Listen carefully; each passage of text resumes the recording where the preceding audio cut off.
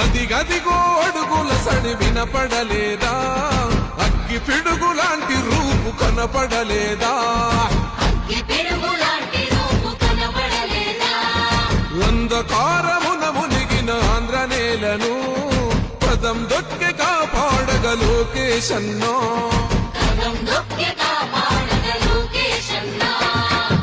పేరుకు సర్కారు సంక్షేమాలు, పేరుకు పోతున్నాయి పేదరికాలు, ఉపాధి లేక యువత వీధుల పాలు, రైతులు మహిళలు మన విద్యార్థులు, అగమ్య గోచరమే అందరి కథలు.